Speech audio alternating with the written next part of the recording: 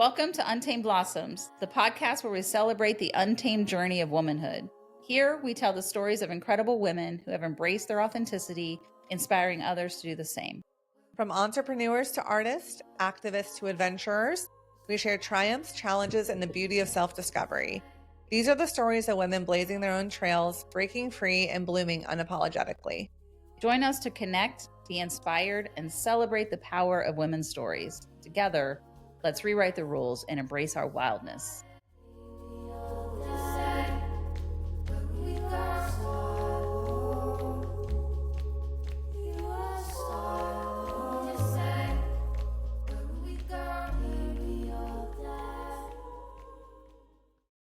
Welcome to Untamed Blossoms. I'm your host, Amanda Riley. And I'm Christy Riley. Welcome to the show. The sun is beaming through. I feel like an angel. You look like an angel. Always. A little pixie face. You look a little like you're about to gym tan laundry. I got a little Jersey Shore vibe happening today. I love it. I was like, I've got a little wing makeup happening. I put on our new Untamed Blossoms, our other outfit today. I love it. And I was just laughing at myself like I'm a little, and then the way I did my hair, because it probably need to wash tomorrow, and it's not a hair wash day, so I'm like, I'm just gonna pull it up. It's looking a little flat. So when I checked out my vibe on the way out the door, I was like, look at you. Little Jersey Shore action. Hey. I feel like we switched a little. I feel like I went very, here's the thing. I tried on that thing last week. Last week. You loved it originally. I did. And it wasn't like I hated it last week. I just didn't. Yeah. I just like, and so I thought I put it back in my closet. Right. I clearly put it in with my like dress up clothes to be washed. Yes. And those are all in the washer right now. Yeah. So I panicked and wore my pink sweater. That's okay. Sorry. That is also Untamed Blossoms merch you have wearing them on. Yeah. It is. So you girl. Still not with the theme, but it's on our website if anybody wants any merch. Yeah. We have local artists that made those for us and came up with the designs, and really proud of them. Yeah. So, yeah. Love it. Well, I was supposed to go to yoga this weekend, but I did not go to yoga this weekend. You did not? No. But I love yoga, and we have a guest today. Her name is Amy Hamilton, and she has a company called the Balanced Child Method. Correct. And teaches yoga to youngins. Yes. So, I'm excited to talk to her. Yeah. Because I think this is a beautiful thing. Yeah. Teaching kids breath work and regulation, slowing their bodies down. This morning I was just watching scrolling. I was doom scrolling, waiting for you to arrive. And it was a guy that had the dots of your lifetime up on a board. And like, this is how every dot is a month. These are how many months based on your 90-year lifespan. If you live 90 years, this is how many months you have. And he's like, this is blocked off for sleep. This is how much is blocked off for sleep. This is how much is blocked off for eating and sleeping, toileting, all of these things, right? Which left you with about 30% of your months left, which is not that many, right? To do the things because they put work and stuff in there, and your schooling was a big block. And then these are the months left for you to achieve in life, whatever you want, for you to live your life, where you're not mandated for something that you have to do, right? Right. And that was startling. Yeah. But then he said 18 years and the average 18-year-old today will spend 93% of that on a screen. Wow. And so he filled in all those blocks and left just these little few months left at the end where they're actually out experiencing life. And I thought, that is so sad. Yeah. And also, me too, right? Like currently, like we spend so much time on our devices and on our screens that I don't think we realize. And when you put it in such a graphic representation, it was really impactful to me. And so teaching kids how to be in their bodies and how to break some of these cycles of being on screens, because now schools are being taught mostly with iPads and they don't have actual books. So they literally are looking at a screen in school all day, and then sometimes screen time at home all night. And, whether that's younger kids or older kids, depends on the family. But they're getting a ton of screen time. So I think figuring out regulation for them is going to be huge. So I'm real impressed with what she's doing. I can't wait to Yeah, talk to her. totally. I know before well, I don't know if before, but when I met her, she was doing skincare and some other things as well. Yeah. So I was excited to hear her journey and how she pivoted and Yeah. and why she landed where she is today. Yeah. So, I agree. hi, Amy. Welcome to the pod. Hi. Thanks for having me. We're Yes, so of excited to meet course. you and talk about all the things, Amy. That's so excited. And I know when I first met you, you were really into skincare and working with a skincare brand, and now you have a wonderful yoga practice that you do, the Balanced Child Method, if I am saying that correctly. So, before we get started about the past and how you got here today, just tell us a little bit about where you are right now. Yeah, so I reside in Columbus, Ohio with my husband that I met at Ohio State. We both went there many years ago. And I have 3 children. Henry is 8. I have 2 girls, twin girls, Rose and Violet, that are 6. And I now own the Balanced Child Method. So I started that business just over 5 years ago. We just celebrated our 5-year anniversary in February. Congratulations. Thank you. Yeah, with the pandemic thrown in there, it, was quite fun. Sure. And so we actually don't have a physical location. So we travel around, and we are currently in over 50 daycare and childcare centers in Central Ohio doing classes weekly.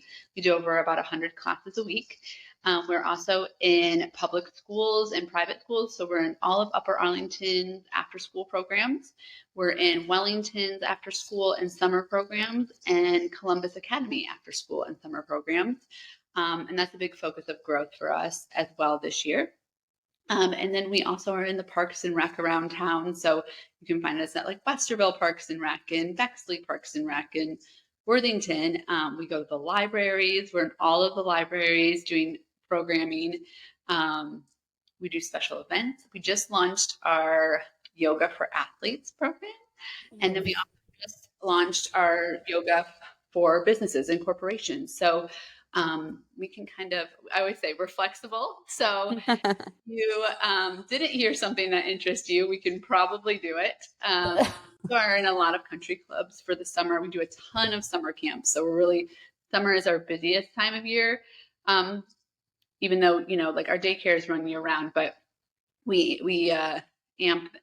should really like sit and figure out how many classes we do a week in the summer, but it's quite impressive. Employ, well, they're all independent contractors, but I have about 25 independent contractors that teach for me. And I said about half of those are like full time for our business, because that's kind of hard to do, right? In daycare and childcare hours. I have a nice little admin staff of 6. And then I currently am an independent contractor for Arbonne. So I was with Beauty Counter for 10 years and they just closed their doors back in May. So I had to pivot there, but very happy with Arbonne. Love to travel. We are getting ready to do a huge renovation in our home, our kitchen and entire first floor. And we bought this house a year or 2 before we got married. And we thought, oh, we'll just be here for 5 years. And we're going on, like 17 years, maybe 15 years. Yeah, I know that won't show my age. So just let's say when we first moved in, our neighbors, they're, well, one is now deceased, but they were like in their 80s and they became like, second grandparents. And I got a new car and they thought that my now husband like replaced me and got a new girlfriend. Oh, and no. I'm like, no, it's got a new car. Yeah. Hey, there's this other car cute. coming and going. We're not sure what's happening. This neighborhood, you cannot get away with anything, which is great. I love that. But yeah. We live in an amazing gem of a neighborhood. It's a hidden gem here in Columbus. You don't feel like you're in the city. You can get anywhere. We're like going the opposite way of traffic.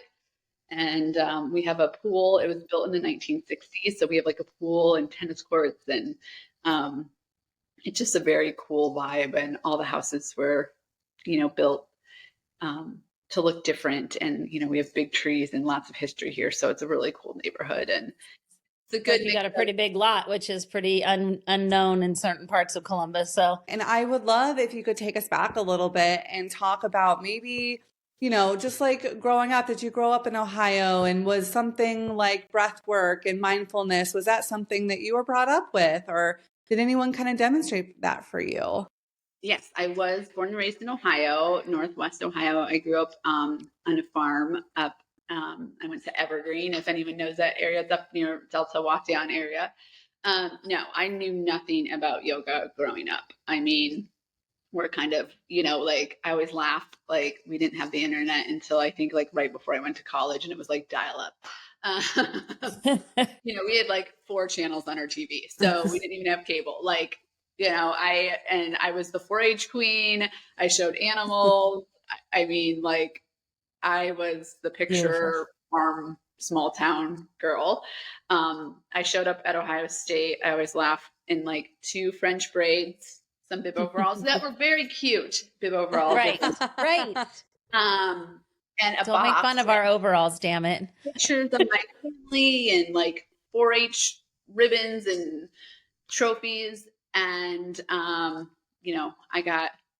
walked in and my roommates were not from small towns and farms. One was from LA, one was from DC, and one was from Cincinnati. And it was just a big culture shock for me. I had, been to Florida and different places, but when you grow up in a small town, you're kind of sheltered. So Yeah.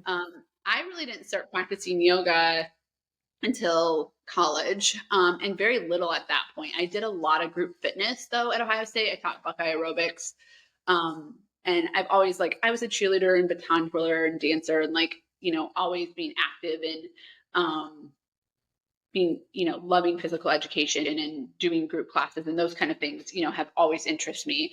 And I taught post college at the YMCA, and taught spinning classes and step classes when that was cool, and when it was like kickboxing with Bobby Blanks or whoever. Yes. Tybo, baby. We did all those things. Yes. So yeah, and then I worked in retail for 15 years. I was a buyer my first chapter of my life. So I didn't have time for a lot of stuff. I mean, I'd get up and go to the gym and whatnot. What was your degree in at Ohio State? What'd you? It's actually in political science and business. I had started off Ohio State thinking I wanted to be in medicine. So I wanted to be an emergency room physician, specializing in pediatrics, which now I'm like, what was I thinking? Like, you come from this small town and you're like, I want to save the world and I'm going to, do all these things. But I actually got through OChem and passed it. And then I was like, I'm out. And that's a wrap. I was studying one day when all my friends were at the Ohio State game, and I was like, nope, not going to work. So I went to my advisor and I was like, what can I do? And they're like, what do you want to do? And I'm like, well, maybe I can be a lawyer. And they're like, don't just pick the the most common, occupations at the time, or, higher end occupations. And at the time, it's so crazy to even think about, but they're like, okay, you can be a nurse. And I was like, so you could be a doctor or you can be a nurse. And now, there's endless opportunities in medicine. It's just that, even 20 years ago, that wasn't the case. There wasn't physician assistants or they were just coming on to the scene. You know what I mean? There wasn't those programs. And even at Ohio State, it wasn't like there was a lot of options. So I was like, well, I want to graduate on time because I'm footing some of this bill. And so I was very into political science at the time. Now I wouldn't touch it with a 10-foot pole. Of doing that. We need a lot of breath work if, and, I was like, I'll get some business just so, what I kind of decide to do. And honestly, they just really advised to get an internship. So I got an internship at Limited 2, actually. And I thought I was doing marketing. And they're like, well, we need someone to help out with the buyers. And I was like, okay. And literally, when I went in to interview, I knew nothing about, I knew what Limited 2 was, but I didn't know, about buying. I didn't know much about how the retail process worked. So she was like, do some research, write me up a what you've learned about retail, and see if you can get like an elective class and, come back. And I did that. And her name was also Amy Jo. So I think that helped my case. And so, yeah, I got into retail and I loved it. And I moved up very quickly and, was very passionate about retail, and it was the perfect thing for me in that phase of life. But as we were getting ready to have kids, we kind of went through a long fertility journey with some miscarriages and things, and it just became very apparent that the hours and the stress and the travel and all of that stuff just was not conducive to having and starting a family. So I always say I must have prayed hard enough, because I got laid off from DSW. They laid off about 150 people in 2016, and I was 27 weeks pregnant with my son. And so it was a blessing in disguise. And that's when I really dove into Beauty Counter. And it was kind of when Beauty Counter was picking up steam early on, and there was still like a huge opportunity to, I wasn't in right at the beginning, but like still kind of on that wave of going up. And I built that business pretty quickly. And then was looking for something to get out of the house, I had events and different, things like that with that, but was looking kind of, for something else. And I actually at the time was doing a bunch of Pure Barre classes and had thought about franchising that. And then that fell through, long story, but I was on a work trip then kind of after that had fallen through and with my husband, and we went to the Ritz in Florida, and it was like, I forget, I think it's in Naples. There's two. There's like one on the ocean and one at the Gulf. So they were golfing, and they're like, well, you can go over to the other one. It has like workout classes and you can be on the beach. So I went and took a yoga class, and there was actually the lady there teaching it was retired, and she was wearing an Ohio State tank top. And so I had to talk to her afterwards. And, she said, you can do yoga anywhere, any place, any language, any age. You don't need anything. And so then I came home and dove into how to get yoga certified. And I had done yoga classes, here and there. And, but I really started. Was it like the atmosphere that you were in, or was it her that kind of made you think like, like I could maybe do this and do it like, as she mentioned, like anywhere, like what kind of sparked that? I think it was really that, right? Like I was kind of like, and Pure Barre is still around, which is great, in bar classes, Right. but it was kind of like a trend thing. And there's always those kind of trends in working out, right? We know that with Step and Taibo and things like that. But where like it really stuck with me was like, yoga is not a trend. It's been around for, bajillions of years. Yeah. And it's been, in so many cultures and evolved, and like, and again, she was right. Like you can do it and you don't need a single thing except your body. And I thought that was just like really cool. That I could kind of explore that, and also as I was learning more, as I was going on this clean beauty and fertility journey, which kind of all like starts to intertwine, right? Of like taking care of yourself, that then finally connects to like your stress and your, using your breath and moving your body, and all of these things start to kind of come together and click and be like, oh, like I need to do a lot of things to make sure that I'm taking care of myself, not only to have a baby, but then to be a good mom and good wife and all of those things as well. And they just started to kind of click of like, this could be a practice that could be really impactful, not only in my life, but in my kids and my family's life too. So tell us a little more about that. Go back to your infertility, or you guys are struggling. At what point did you start connecting in that process that, your vessel or the things that you're experiencing at home, your work stress, your environment, like tell us a little more about your process, kind of how you went through that and what you discovered. Yeah. So our first baby that we launched, she had Turner's, which is a very rare genetics disorder that just kind of like a fluke, actually, that it happens. It's not like there's carriers on the parent's Right. side. They just are missing an X chromosome.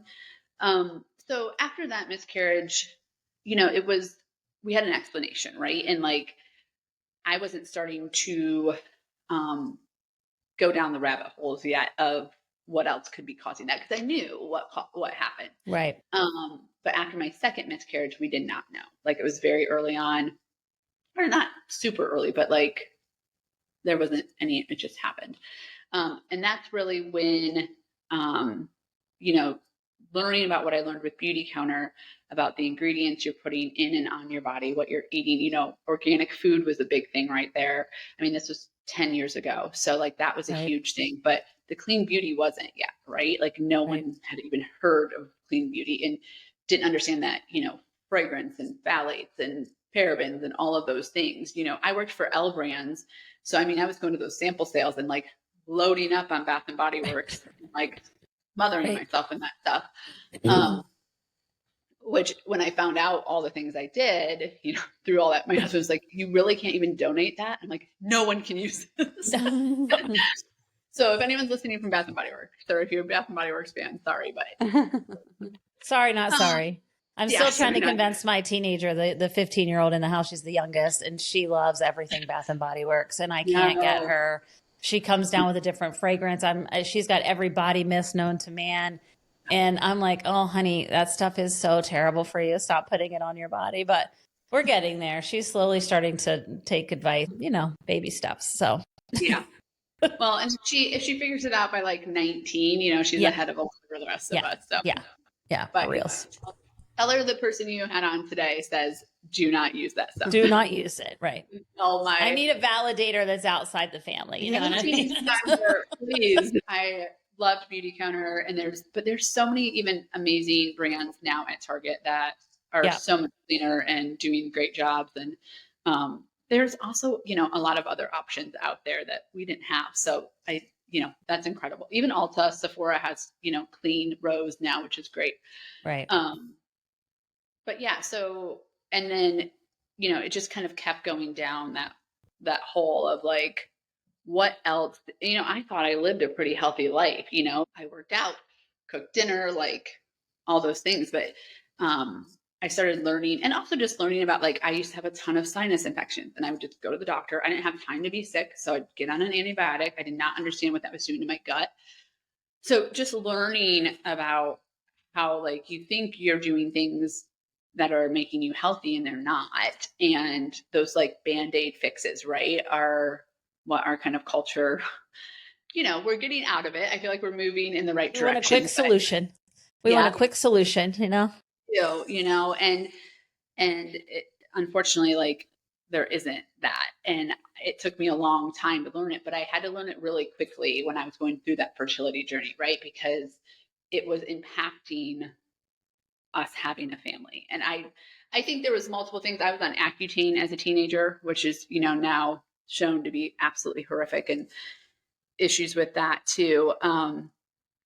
And so I think there were multiple factors, but like, I needed to be able to do as much as what I could control. Because after that second miscarriage, all the blame I was putting on myself, so like, it was really important for me to feel like I had control and to be doing the best things I could be doing. And I would say at that point too, I mean, I wasn't into my yoga journey quite yet. So I was doing a lot of things correct with like the skincare I was using, the food I was eating, starting to realize like, I need to limit my stress, and I need to not be, working 60, 70 hours a week, like those things. But, the whole mind body connection and using my breath and those kind of things, I hadn't really got into that realm yet. Right. That was really post my son. So then we started working with a fertility doctor, a really good friend of mine. Her dad is an amazing fertility doctor, and I started working with an acupuncturist.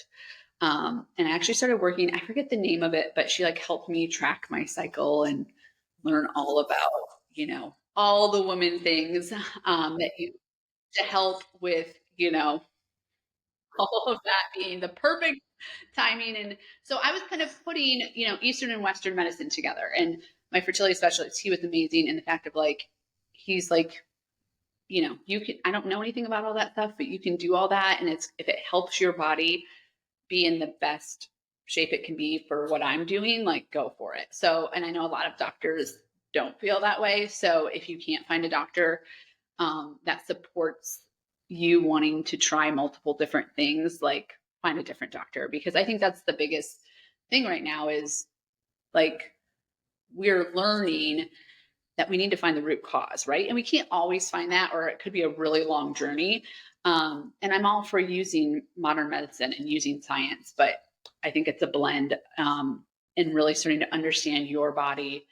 And again, like if going to the acupuncturist helps with my stress, that's going to then, when I'm getting a shot injected, my body's going to take that and react a lot better than if I'm at this really high stress level.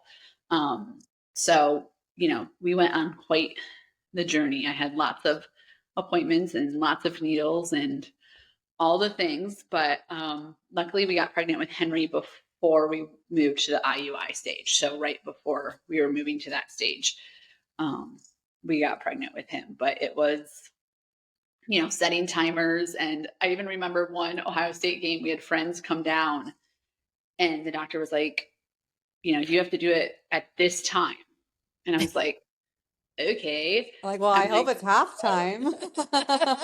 Well, we're going to be tailgating and then have to go to a football game. So like we literally had to figure out that. So Yeah.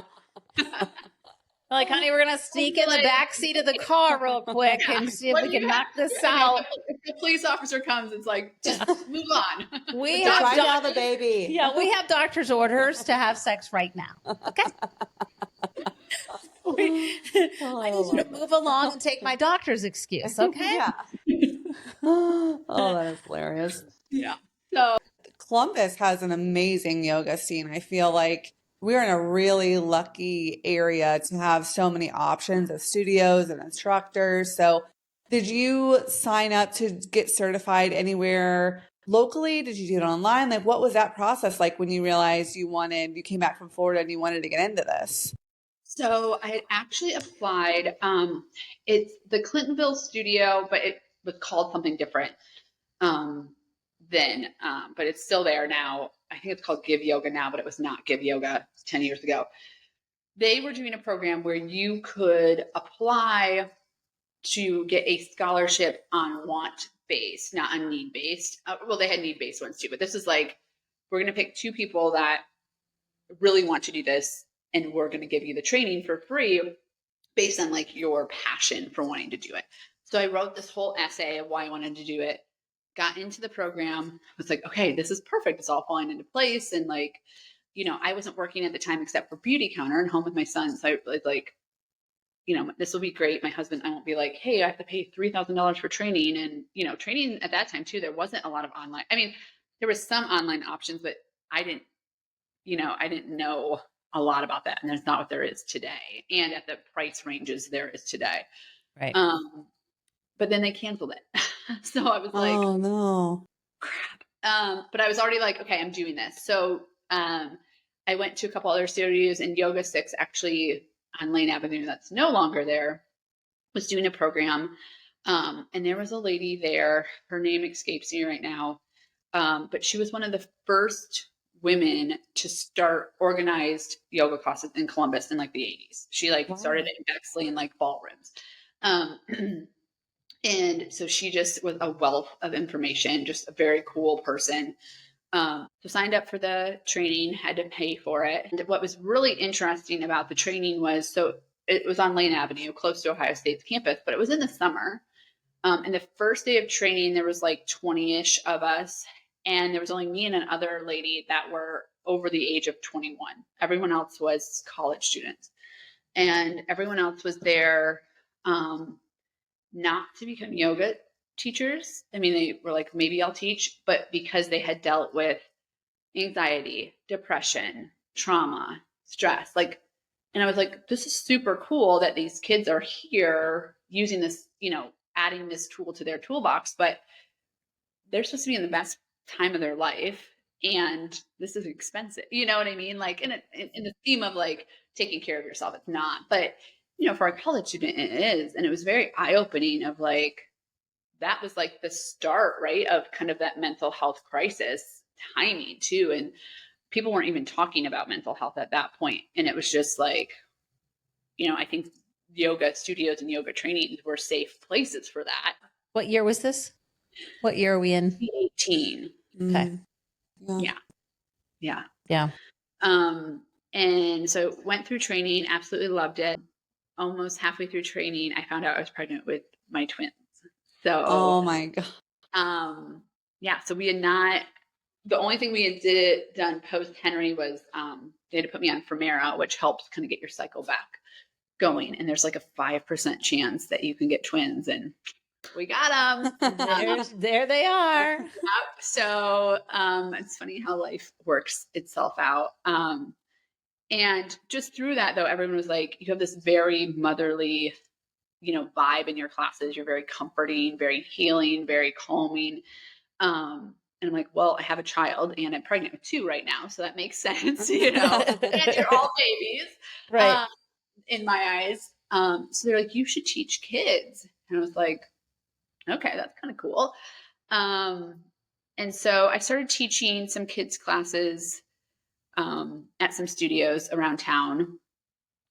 We have an amazing adult yoga community in Columbus, but not kid and family. And I think it's hard for adult studios to integrate that. I think a lot of them want to, but they've got to focus on their core customer demographic. Yeah. So it kind of ended up being a lot of like babysitting, right? Because it was like, if mom wanted to take a yoga class, like the whole brother and sister clan are coming, and maybe sister loves yoga, but her 2 brothers don't, or whatever it was. And then I took a long maternity leave to have the girls. So kind of got out of teaching in studios, and really wasn't sure exactly what I was going to do. But then a friend of mine opened a daycare and childcare center and was like, come check it out. And so put Henry in there one day a week, and she was like, we're going to do yoga. And I was like, how? And she's like, oh, probably YouTube. And I was like, I'll teach yoga. So started teaching the day he was there. And then it just kind of started to snowball. Balanced Family Academy was only a few schools at the time, but caught wind I was doing it. It was like, we want you to come in. So started teaching there. And just, kind of word of mouth kept growing. And they were starting to have the vision to expand, and starting to have some of those preliminary conversations as well. And so they were like, how are you going to expand with us? And at the time I was teaching 3 days a week, and, there's only 3 hours in the morning and like 2 hours in the afternoon between nap and lunch and all the things that kids have to do to teach. So I started working on the business plan, and figuring out how we were going to expand the program.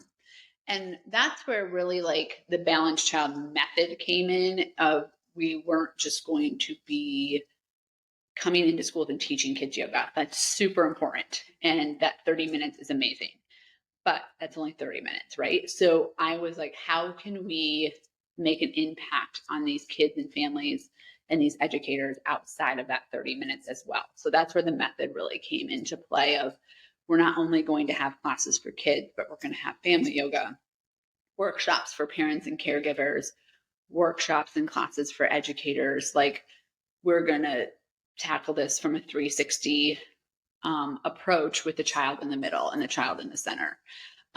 Because if we can start to get parents and caregivers to do, even just a calm down bedtime routine, like that's going to snowball again, right? Like they get their 30 minutes at school, and then they're getting that every night. Like, it's just going to start to compound. Those small habits really start to build up. And then they're going to say, I want to go to family yoga, and I want, and then the parents are going to want to do more. So that's where the method was really born. And we were super excited. And then the pandemic hit. So, yeah. So at that time, how many schools or programs would you say you were in before the pandemic happened?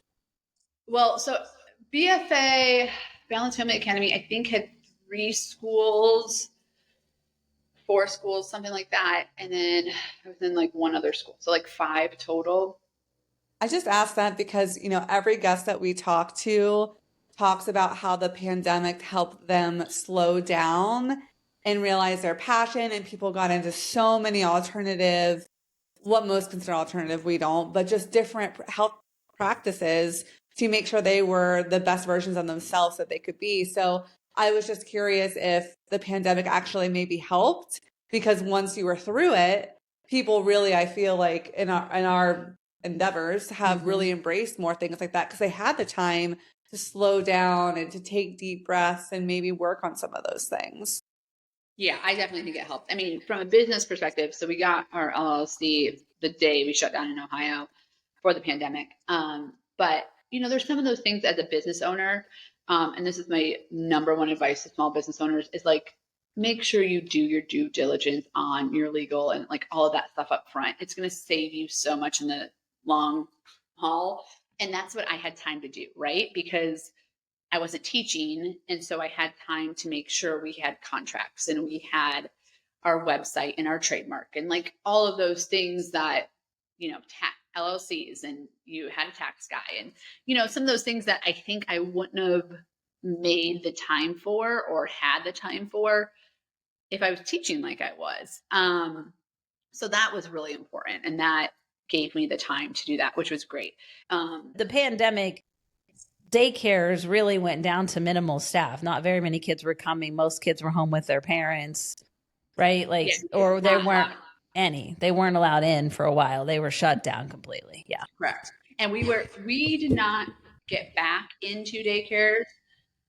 And like I would call every week, and it was the same. Like everyone was like watching Mike DeWine's update, and we'd have a phone call. And we did not get back into daycares until May of 2022.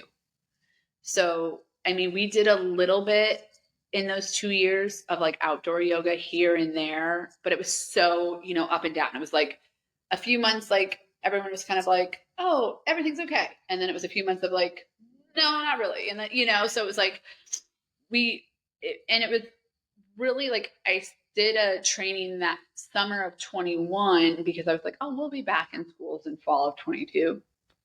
And then we weren't.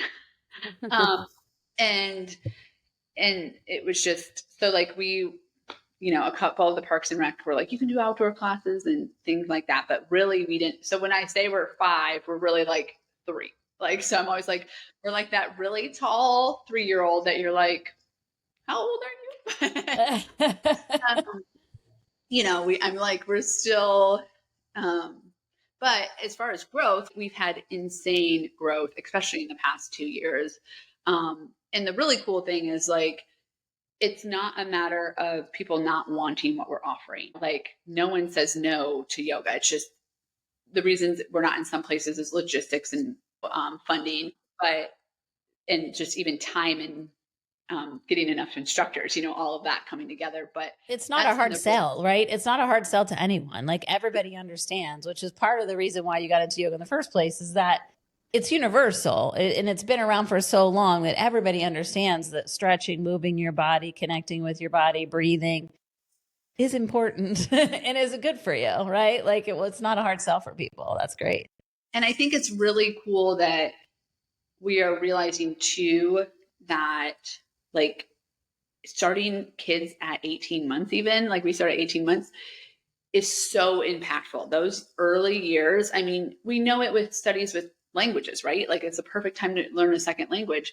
It's the same kind of thing. Like they're getting all of that stuff ingrained in them, and they're going to have those tools in their toolbox when they go to college and they have anxiety and they have stress and things like that. Like those things aren't going away, but we have to help kids learn how to manage it and help ourselves, right?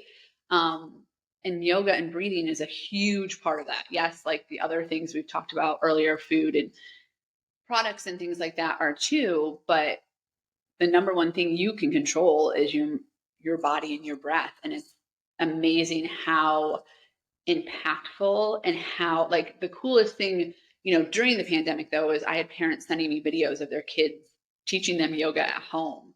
And I had kids that I didn't even think were paying attention, and they were teaching a full on class. And I have my son that's now 8 that's like, I need to go and quiet my body and take some deep breaths. And I'm like, I didn't say that at 8 years old, like I didn't have that awareness at 8 years old. And so like my biggest thing to parents is like, I know sometimes, we have parents that are like, I can't bring my kid because they're too loud or they have too much energy. No, bring them, because you never know what is just going to sit with them. Even if they're running around the class the whole time, they might like go home and say a mantra, or they might go home and take a breath, or they might go home and do a pose. And it's just amazing. And as we, are in daycares with these kids, that's what my teachers, like, once they get in a set school, they don't want to leave it because they see these kids grow up. And it's pretty cool to see their transition, and they're leaving to go to elementary schools, being able to do multiple breaths, understanding mantras, understanding poses, understanding moving their body, understanding that mind body connection. And that's why we really want to continue it in the elementary years as well, to just really help set these kids up for the time in their life that is going to probably be, at least until they're older, right, the most stressful, and the time that anxiety and all of those things start to creep in.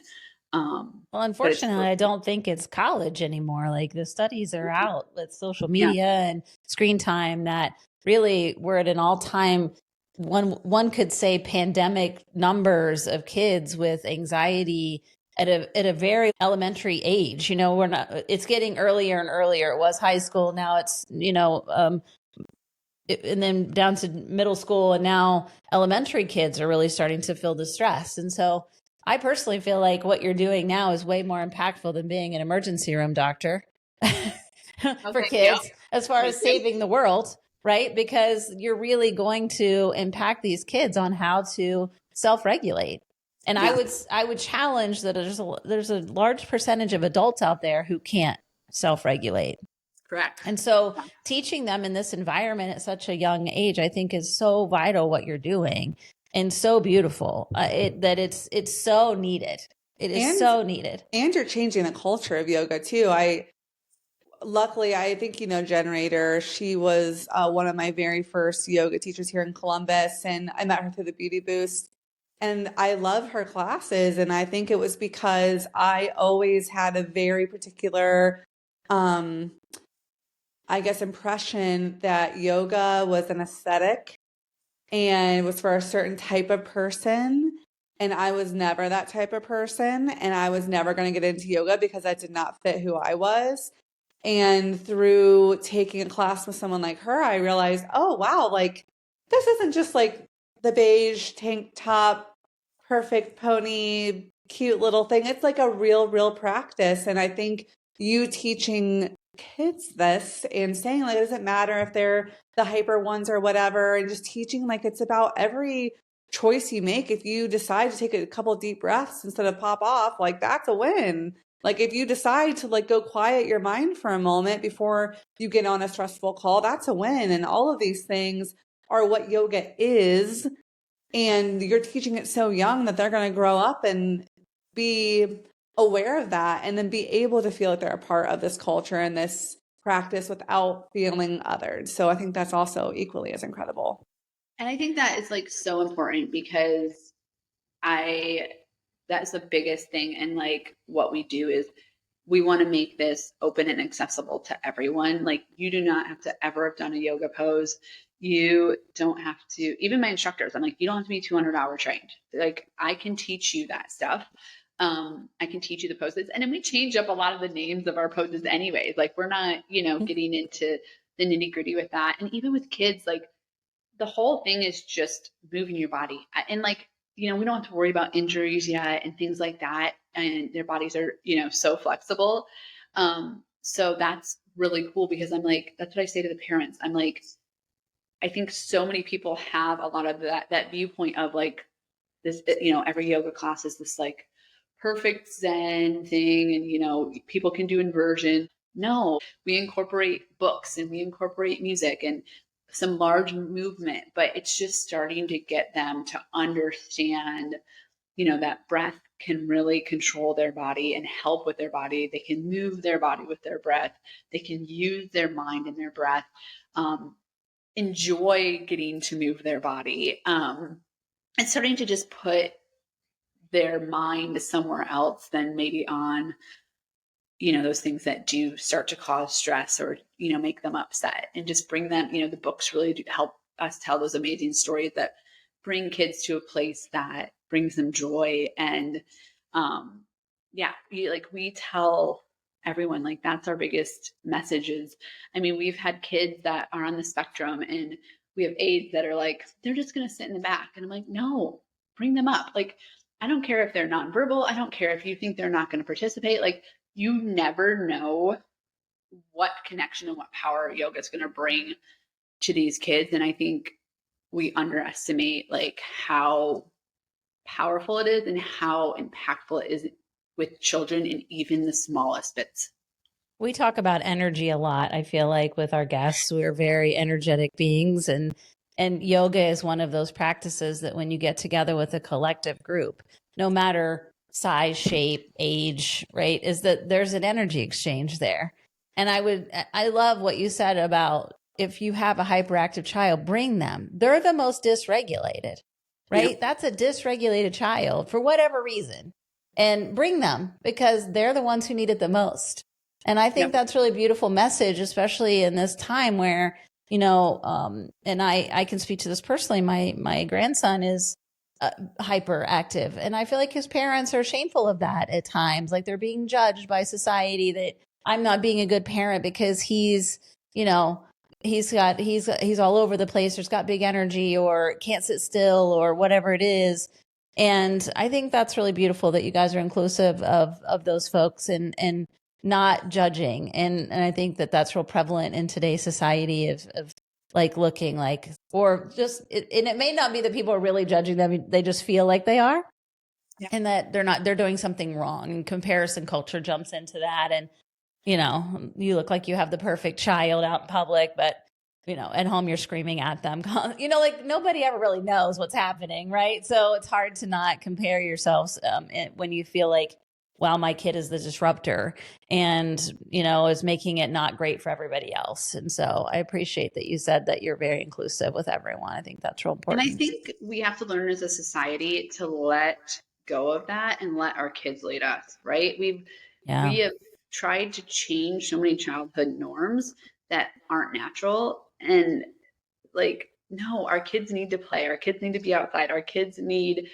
time to calm their bodies, not on a screen. Like there's a lot of things that, and it's changing and shifting, and the conversations are there. But I think that we have to nurture and really listen to our kids because they know their bodies and they know that self, and they were, created, and however you believe they were created, in a way that their bodies know what to do. We just have to help that. And I think a lot of times we as a society don't help that, and we need to listen to them. And I always say, and my teachers will reiterate this, we learn more from our kids than us teaching them. Like, yes, we're up there teaching the things, but they're showing us how to really do it. And if you watch a child take a deep breath, like they actually take a deep breath.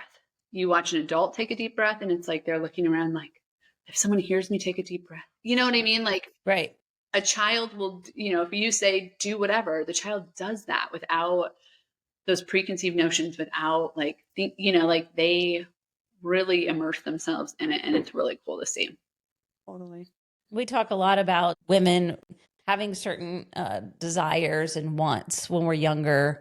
And then we get to a certain age where we are trying to become something for everyone else, whatever that is. And we're influenced to sort of give up self to. And it's a theme that we hear sitting in these chairs with, I would say, the majority of our guests, that I wanted to do something and I ended up down a path because it was more financially feasible. It's what my family wanted. It's what I thought I should do. It's, and then they depart from that at some point in their life and go back to self at some point. And I feel like the more we can teach kids how to just be self-regulating and in their own bodies and listening to their own intuition and not listening to the noise of the world, we can possibly save a next generation of kids from that plight. And I think that's beautiful. Yeah, 100%. Yeah. So in the vein of teaching and learning, we would love to know if there's 2, 3, how many ever you have, women in your life that you feel like have really helped shape you, teach you, maybe people you know, or maybe someone you has influenced you, just some women that you feel like, wow, they really helped me on my path. I mean, of course, my grandmother, mom, and sister, those are my 3 most important women in my life, that have supported me no matter what. And I'm so thankful for all they taught me. My grandmother had my mom very young, so she was always like seemed just like, a young grandma. And so she's been like a second mom, and I still have her today, which is amazing. And they're just so supportive. My grandfather, both my grandfathers, one was a farmer and one had his own business, so entrepreneurs. So, and both of my grandmothers supported them, and like just seeing like them support that, like they weren't doing their own thing at that time, but that started really, and it was interesting as I kind of got on this journey. Is like a lot of my family are entrepreneurs. Yeah, farmers are entrepreneurs, right? Sure. And so like even though those women didn't have their own businesses, they were supporting their husbands and they were supporting the entrepreneurial spirit. So I saw that even though it looks different than it does today, right? And me owning my own business and my girls seeing that. And then, I mean, my entire staff is all women, except I do have one amazing guy. But they just inspire me every day. Like it's such a mix of women. I have from college age up to retirees. I have PTs, OTs, retired teachers, retired guidance counselors, college students, like women from all over, all walks of life, all different journeys with yoga, all different journeys with children. And, they just bring so much inspiration to the business and to me every day because they're doing the work. They are the ones changing, they're taking my vision and bringing it to life, which is incredible. So I know that's more than 3, but I have to give them all a shout out because that's great. Without them, we wouldn't be where we are. And I always remind them, like not every day is rainbows and butterflies, even in yoga classes. But I always remind them like they are truly making a difference in a very, very impactful way, in a bigger way than they probably even realize, in a bigger way than I think a lot of people will realize until hopefully soon. But the ripple effect of what you guys are doing is really going to be impressive. Like really, it's really honorable what you guys are doing. I'm really excited. And where can people find you? Like whether they want to take their kids to a class or whether they're like, you know what? My school has nothing like this and I would love for them to have something like this. So where are all the places they can find you? How can they reach out and then follow your journey? Yeah. So our website is thebalancedchildmethod.com. That is also our Instagram. So just make sure you put the D on it. So Balanced Child Method. And on our Instagram, we always have all of our community or local classes that are open to the public. And that also you can, DM us on Instagram. I have an amazing girl, Anna, that does our social media and she'll respond very quickly. Also, you can email info@thebalancedchildmethod.com. That is my direct email. So I will see that. And we can get you the information that you can pass on to your school, or if you just get us the name of your school, we'll do the rest. And that's what we have classes sporadically kind of around town. But if you have somewhere, like I said, we don't have a studio, but if you have somewhere you want to see us, let us know.